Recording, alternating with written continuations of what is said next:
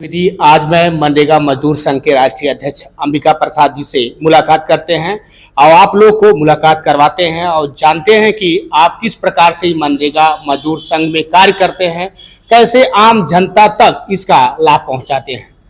Sir, आपका हमारे channel में स्वागत है। बहुत बहुत धन्यवाद राकेश जी, आपने मनरेगा मजदूर संघ को अवसर दिया अपने स्टूडियो में बात करने के लिए। ये बड़ा ही सौभाग्य है हम मनरेगा मजदूर संघ के कार्यकर्ताओं के लिए। आप जो जानना चाहें वो हम बताने के लिए प्रस्तुत हैं, आप बताएं। मनरेगा मजदूर संघ में आप किस प्रकार से कार्य करते हैं, कैसे आम जनता तक इसका लाभ दिलाते हैं, आप इस पे संपूर्ण रूप से चर्चा करें जिससे ये हमारे दर्शक देख सकें और इस सिस्टम को जान सके भली बात। सबसे पहले राकेश जी, मैं आपके माध्यम से इस चैनल के दर्शकों को प्रणाम करता हूं। अखिल भारत जय मनरेगा। मनरेगा मजदूर संघ गांव की बेरोजगार आबादी और मनरेगा श्रमिकों को जागरूक करने का प्रयास कर रहा है कि वो मनरेगा अधिनियम को जाने, उसमें उनके अधिकार क्या हैं, उसमें उनके कर्तव्य क्या हैं। मनरेगा अधिनियम 2005 सरकार के द्वारा किस मंशा के कारण लाया गया, फिर इसको जान करके अपने अधिकारों को लें। कार्यदायी संस्थाएं फर्जी लेबर डिमांड लगा के इनका शोषण कर रही हैं। विकास खंड स्तर पे बैठे हुए अधिकारी, चाहे वो कार्यक्रम अधिकारी हों, फिर चाहे डीसी मनरेगा तक की स्थिति ये है कि मनरेगा में भ्रष्टाचार को परंपरा सा बना लिए हैं। इस परंपरा को रोकना है तो जागरूक करना पड़ेगा उनको जो गांव में रह रहे हैं, जिनके लिए ये अधिनियम आया था। तो मनरेगा मजदूर संघ क्या करता है, जिला टीम बनाता है, ब्लॉक टीम बनाता है, ग्राम सभा टीम बनाता है, फिर ग्राम सभा में जाकर के अपने कार्यकर्ताओं से मिलता है, विधिवत उनसे कहता है कि आपको मनरेगा में कार्य मिल रहे हैं कि नहीं मिल रहे हैं। सर्वे करता है। जब कार्यकर्ता कहता है कि नहीं मिल रहे हैं, फिर पूछा जाता है कि आपको काम चाहिए, करना है, तो कहते हैं हाँ करना है लेकिन मिल नहीं रहा है। कहीं गोलबंदी है तो कहीं राजनीतिक कारणों से नहीं मिल पा रहा है। तो मनरेगा मजदूर संघ क्या करता है, उनका एक फार्म भराता है अपने संगठन के वार्षिक सदस्यता का। विधिवत उसका वार्षिक सदस्यता शुल्क भी लेता है, निर्धारित है, संगठन पंजीकृत है, हर स्तरों पे शुल्क लेने का अधिकार भी है इसके पास। और फिर उनको पूरे वर्ष काम मिल सके यह व्यवस्था बनाता है। काम कहाँ कहाँ मिलने में अड़चने आ रही हैं उसको दूर कराने का प्रयास करता है। कार्यस्थल पे सुविधाएं जो मिलनी चाहिए अधिनियम के हिसाब से वो दिलाने का प्रयास करता है। चल रहा है ऐसे। आपको बता दूं कि 2.5 वर्ष का संगठन है, लेकिन संगठन के जो कार्यकर्ता पदाधिकारी हैं एकदम तपस्वी हो गए हैं। वास्तव में देश में इस समय जिस तरह का माहौल चल रहा है वो ग्रामीण क्षेत्र के लिए बिल्कुल अनुकूल नहीं चल रहा है। पूंजीवाद का बोलबाला हो गया है। जगह जगह सिर्फ पैसे कमाने के चक्कर में लोग पड़े हैं, वो चाहे जिस भी रास्ते से मिल जाए।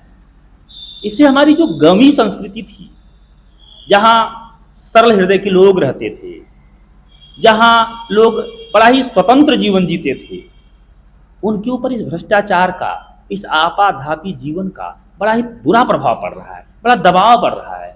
इसका दुष्प्रभाव क्या है, या तो गांव खाली हो जा रहे हैं योग्यताओं से, अगर नहीं खाली हो रहे हैं तो गांव में जो लोग रह रहे हैं उनको बड़ी ही असुविधा हो रही है दैनिक चीज़ों को प्राप्त करने में। बच्चों की शिक्षा नहीं सही से हो पा रही। गांव में लघु कुटीर और कृषि उद्योग तो मृत प्राय हो चुके हैं। आज गांव की स्थिति ये हो गई है कि अगर सरकार ना खिलाए तो मुश्किल हो जाएगा, खाना मुश्किल हो जाएगा। तो मनरेगा मजदूर संघ प्रयास कर रहा है कि अधिनियम की जानकारी दे करके, संगठित करके, अधिकार लेने के तरीकों पे उनके बल दे करके उनको मनरेगा का रोजगार दिला दे। फिर 100 दिन का रोजगार मिल जाने के बाद सही ढंग से श्रम विभाग में उनका पंजीकरण हो जाए, 13 तरह की योजनाओं का लाभ पा जाए।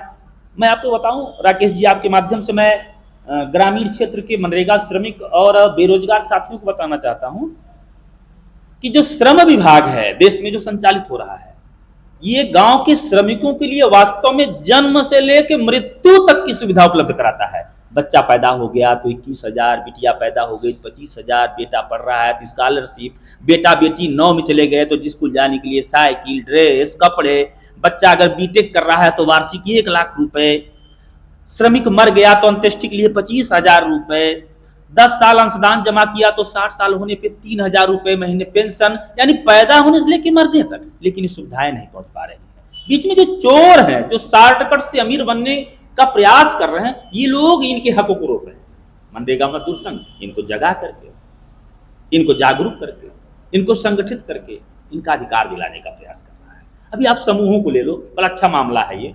समूहों को राष्ट्रीय ग्रामीण आजीविका मिशन के तहत बनाया गया। उद्देश्य यह है कि इनको उद्योग करा के आत्मनिर्भर बना दिया, लेकिन सरकारों ने 13-14 सालों में सब कुछ किया, लेकिन इनके उत्पादों के लिए सरल बाजार की व्यवस्था नहीं की। अब वही हो गया कि हमारी शरीर का निर्माण तो कर दिया गया, लेकिन जो आत्मा है वही नहीं बनाई गई। तो फिर मेरी शरीर क्या है? लाश है। एनआरएलएम वर्तमान में लाश है सरकार की सारी व्यवस्थाओं के बाद। मनरेगा मजदूर संघ गांव चलो अभियान का कार्यक्रम लाया है, एक ग्रामीण वाटिका प्रोजेक्ट लाया है जो गांधी आश्रम की पद्धति पे है। प्रदेश सरकार से हमारी वार्ता चल रही है, पत्रावली हमारी जमा है। सभी स्तरों से पत्रावली गुजर करके मिशन निदेशक से आगे जाकर के माननीय डिप्टी सीएम ग्राम्य विकास मंत्री महोदय तक पहुंच गई है। हमारा प्रेजेंटेशन भी ले लिया गया है।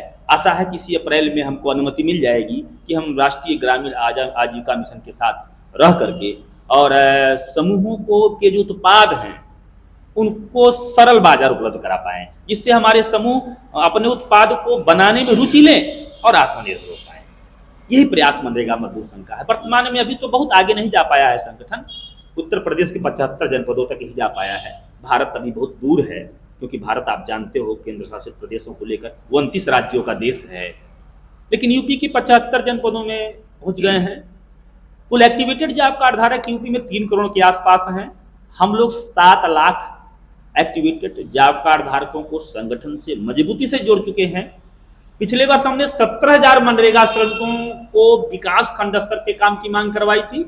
इस वर्ष हम 3 लाख मनरेगा श्रमिकों के लिए, ये जो वित्तीय वर्ष 4 अप्रैल से शुरू हुआ है, हमारा प्रयास है, संगठन का प्रयास है कि 3 लाख मनरेगा श्रमिकों को विकास खंड स्तर पे लाके काम की मांग कराई जाए और काम दिलाया जाए। सरकार भी हमारा सहयोग कर रही है, बड़े लेवल पे जो अधिकारी हैं वो हमारा सहयोग कर रहे हैं। राज्य गारंटी परिषद के अध्यक्ष मनोज सिंह जी भी कृषि उत्पादन आयुक्त हैं, वो भी सहयोग कर रहे हैं। उन्होंने भी आश्वासन दिया संगठन को। तो इस सारे मामलों को देखते हुए स्थानीय अधिकारियों को और प्रदेश के अधिकारियों को क्या संदेश देना चाहते हैं आप? बस हम खास करके जनपदीय अधिकारियों को, जो मनरेगा से जुड़े हुए अधिकारी हैं, चाहे वो कार्यक्रम अधिकारी हो डीएमजी, या फिर सीडीओ साहब हो अपर कार्यक्रम अधिकारी, या उप कार्यक्रम अधिकारी डीसी मनरेगा हो, विकास खंड पे कार्यक्रम अधिकारी बीडीओ साहब हो, हमारे संविदा के कर्मचारी कुछ हैं, एपीओ आदि ऑपरेटर, इनसे निवेदन करना चाहूंगा कि आप थोड़ा मनरेगा मजदूर संघ को सही भावना से लें। हम आपके विरोधी नहीं हैं, हम सिर्फ भ्रष्टाचार के विरोधी हैं। आप वो लोग हो जिनके कंधों पे मनरेगा अधिनियम को संचालित करने की जिम्मेदारी है।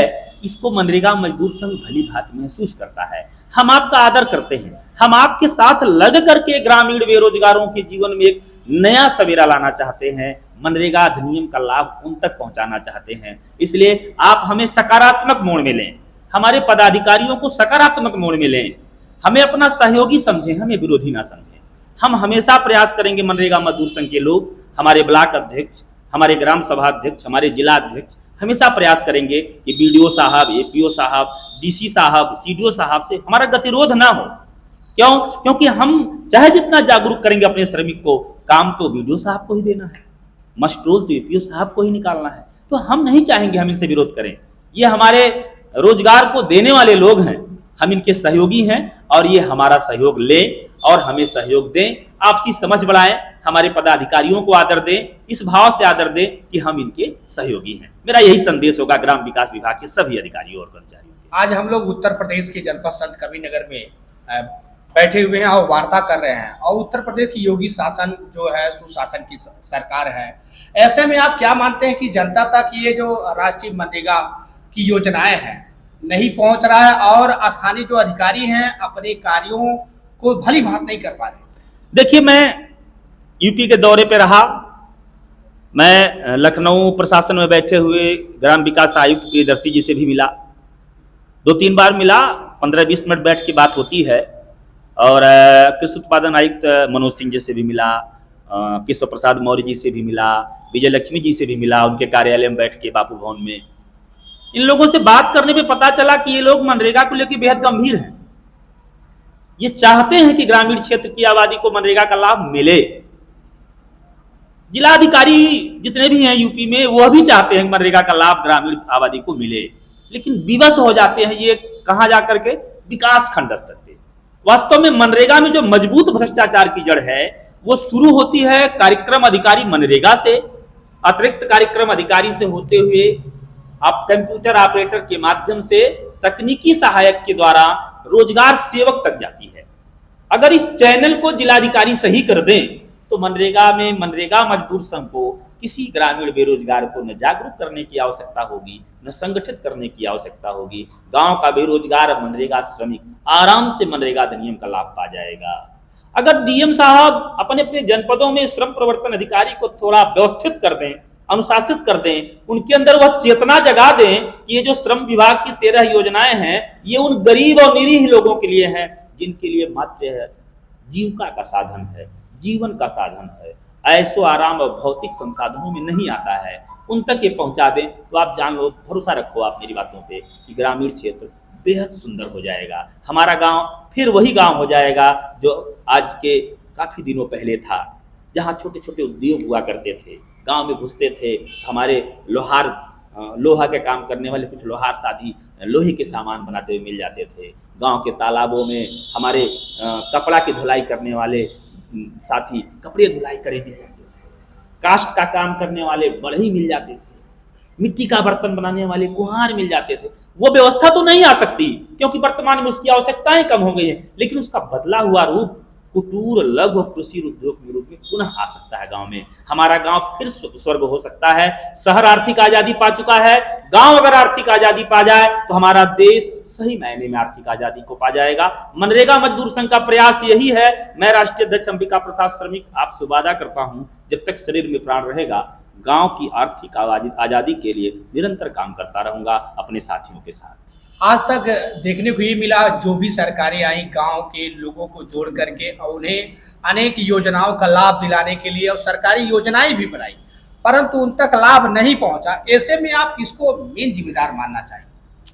ब्यूरोक्रेसी को, प्रशासन को।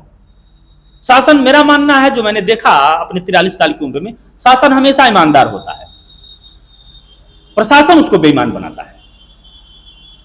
शासन तो हमेशा चाहता है कि हम जन उपयोगी कार्य करें, आम जनता हमें पसंद करे, पुनः हमें राजनीतिक सत्ता का लाभ दे। लेकिन ये जो प्रशासन में बैठे लोग हैं, इनको वास्तव में राजनीति से कोई मतलब नहीं होता।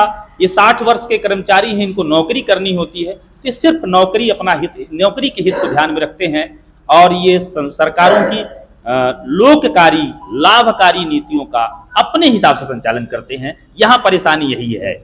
मैं सरकारों को बिल्कुल आरोप नहीं देता, मैं ब्यूरोक्रेसी को आरोप देता हूँ। ब्यूरोक्रेसी अनुशासित हो जाए, देश की हर योजनाएं आम लोगों तक आराम से पहुंचने लगे। तो ऐसे में सरकारों को क्या लागू करना चाहिए, क्या करना चाहिए जिससे आम जनता तक उनके लाभ पहुंच सके? बड़ा सुंदर सवाल आपका है। सरकारों को क्या करना चाहिए? सरकारों को सिर्फ ये करना चाहिए कि देश के आईएसओ पे अंकुश लगाना चाहिए। उसे देश के आईएएस अनुशासित हो जाएं, सरकार की नीतियों को आम जनता तक पहुंचाने के लिए ईमानदारी से प्रतिबद्ध हो जाएं, बस समस्या का समापन हो जाएगा और देश में लाभकारी नीतियां आसानी से आम जनमानस तक पहुंच जाएंगी। ऐसे में देखने को मिला कि प्रदेश के उच्च न्यायालयों के द्वारा ये सुनने में आया कि सभी जिलों के जनपदों के जो आईएएस अपने आप को राजा ना समझे और जनता का प्रतिनिधि समझे। ऐसे में आप क्या कहें? बहुत अच्छा सवाल है। मैं माननीय उच्च न्यायालय के न्यायाधीश महोदय को साधुवाद दूंगा कि उन्होंने वास्तव में समस्या की जड़ को पकड़ा और अपना संबोधन दिया। सही कहा उन्होंने। वर्तमान में जो आईएएस हैं, जो जिलों पे किसी कारणों से डीएम साहब की कुर्सी पा जाते हैं, ये वास्तव में अपने आप को राजा समझ ही लिए हैं। इनके गेट के बाहर जाइए, अर्जी लगाइए, अर्जी लगाने के बाद कहीं अंदर अर्दली ने भेज दिया। अरे भाई साहब, अर्दली ने अगर भेज दिया ना तो आपको ये खड़ा कर देंगे। हम बताओ क्या है? डरते डरते अच्छे अच्छे नेता अपनी बात कह पाते हैं। अब वो इतने राजस्व भाव में रहते हैं कि वो सुन लेते हैं लेकिन उनके भाव को वो महसूस नहीं कर पाते। उनके चले आने के बाद अगर वो सत्ता दल के नेता हैं, दबाव है कुर्सी पे, तब तो काम हो गया, नहीं दबाव है तो। हालांकि मैं ऐसा नहीं कहता कि सभी आईएएस ऐसे हैं, लेकिन अधिकांश आईएएस ऐसे हैं। जो आईएएस ऐसे नहीं हैं उनसे भी निवेदन करूंगा मैं मनरेगा मजदूर संघ के द्वारा और आपके माध्यम से कि वह अभी विचार करें। उनके भी संगठन हैं, वो बैठते हैं तो अपने आईएएस साथियों से बोलें कि ये देश अगर सोने की चिड़िया पुनः बनानी है तो वास्तव में आईएएसों को सुधरना पड़ेगा। आईएएस अगर सुधरेंगे तो देश सुधरेगा, ब्यूरोक्रेसी सुधरेगी तो देश सुधरेगा। नेता कहां बिगड़ा था? कभी घर से एक आदमी निकला नेता बनने के लिए, आया कार्यालय में, मिल गए साहब, 5 बार उसको दौड़ा दिए, 6वें बार कहे कुछ लेनी देनी कर लो, 6वें बार लेनी देनी वो किया, उसका काम हुआ, धीरे धीरे वो लेनी देनी का अभ्यस्त हो गया, फिर वो भ्रष्टाचारी हो गया। तो वास्तव में जो मैंने अपने जीवन में व्यक्तिगत अनुभव किया, एक सामान्य व्यक्ति हूं, उन्हीं रास्तों से चल के यहाँ तक आया हूं जहां से सभी सामान्य लोग आते हैं। हमने देखा कि ठोक पीट के ब्यूरोक्रेसी एक सरल व्यक्ति को अपराधी बना देती है। क्लियर, मैं आपके चैनल के माध्यम से स्पष्ट कर देना चाहता हूं इस बात को। तो ब्यूरोक्रेसी सुधरे, देश सुधर जाएगा, मेरा अपना मानना है। बड़ा अच्छा लगा आपके साथ समझिए। आज एक भय का माहौल बना हुआ है समाज में जी, जाति धर्म को लेकर के, ऐसे में क्या संदेश देना चाहते हैं? संदेश यही है कि बहुत हो गया, 50 सालों से जाति पे राजनीति की जा रही है, धर्म पे की जा रही है, सामाजिक मुद्दों पे की जा रही है। बंद करो इन तीनों मुद्दों को। इन तीनों मुद्दों पे राजनीति हो चुकी है और हर राजनीति की एक समय सीमा होती है। कब तक मुर्दा को ढोओगे? आप अब आर्थिक मुद्दों पे राजनीति करो, आर्थिक मुद्दों पे बात करो। विश्व आज आधुनिक संसाधनों की तरफ जा रहा है, जहां सिर्फ अर्थ प्रधान है। भारत को अगर ये विश्व गुरु बनाना है ना, तो सिर्फ एक सूत्र है कि देश के प्रत्येक नागरिक को आर्थिक रूप से आजाद कर दिया जाए। उसकी मूलभूत आवश्यकताओं के लिए उसे आर्थिक संपदाओं को एकत्र करने में बहुत परेशानियां न आए। जातीय, सामाजिक और धार्मिक मुद्दे अब पुराने हो चुके हैं। राजनीतिक दल और कार्यकर्ता इसको करना बंद करें, आर्थिक मुद्दों पे बात करें। और मनरेगा मजदूर संघ इसीलिए राजनीतिक, धार्मिक और सामाजिक मुद्दों पे बात नहीं करता। जैसे हमारे संगठन में कोई भी पदाधिकारी अपनी जाति या अन्य संबोधनों को नहीं लगाता। मैं अंबिका प्रसाद श्रमिक लिखता हूं, हमारे अन्य पदाधिकारी श्रमिक लिखते हैं या प्रसाद लिखते हैं या कुमार लिखते हैं। हमारी मान्यता यह है कि हम ऐसा अगर करेंगे तो जातीय जो विद्रोह है देश में, जो जातीय कुव्यवस्था है, वो कमजोर पड़ेगी। और धार्मिक, वर्तमान में धार्मिक विद्वेष, धार्मिक भय का वातावरण, ये तो चिंता का विषय है। आज के समाज में अंबिका जी, ये शिक्षा जगत में अगर देखा जाए तो आरक्षण अभी भी लागू है और भारतीय संविधान में कुछ ही समय तक लागू होने के लिए मांग थी। और जो काफी उच्च कोटि के बच्चे हैं वो कहीं कहीं मात खा जा रहे हैं। ऐसे संदर्भ में आप क्या चाहेंगे, आप क्या संदेश देना चाहेंगे? बड़ा अच्छा सवाल आपका है। आरक्षण 52 के बाद से ही एक चर्चा का विषय रहा है। वास्तव में संविधान निर्माताओं ने, बाबा साहब भीमराव अंबेडकर जी ने, उन अध्यक्षता में उनकी समिति ने आरक्षण को लाया इसलिए होगा क्योंकि उस समय समाज में कुछ वंचित वर्ग थे, आज भी हैं, स्वरूप बदला है। पहले जातियां वंचित थी, आज वर्ग वंचित है। पहले जातियां वंचित थी तो बाबा साहब ने SC, ST, OBC आदि को आरक्षण की श्रेणी में लाया, एक को जनरल बना दिया क्योंकि उसमें जातियां वंचित थी। आज जातियां नहीं वंचित रह गई हैं, आज हर जातियों में अमीर गरीब हो गए हैं, आज वर्ग वंचित हो गया है। तो आरक्षण जरूरी है। आरक्षण नहीं होगा तो वंचित वर्ग आगे नहीं आ पाएगा। लेकिन आरक्षण अब जाति को न दिया जाता तो अच्छा था, वर्ग को दिया जाता तो बड़ा बेहतरीन होता। आरक्षण वर्ग आधारित कर दिया जाए। हर जातियों में जो गरीब लोग हैं, जो पिछड़े लोग हैं, इनको आरक्षण दे दिया जाए। और जो अमीर लोग हैं, जैसे सरकारी नौकरी में चले गए, तो उनको आरक्षण मुक्त कर दिया जाए। जो नहीं नौकरी में जा पाए उनको आरक्षण का लाभ दिया जाए। मेरा अपना ये सोच है, मेरी अपनी ये कथनी है। धन्यवाद। आज हमारे स्टूडियो में राष्ट्रीय मनरेगा मजदूर संघ के राष्ट्रीय अध्यक्ष अंबिका प्रसाद से मुलाकात हुई और विभिन्न मुद्दों पर बात हुआ। इनसे अच्छा लगा वार्ता करके आम जनमानस के लिए।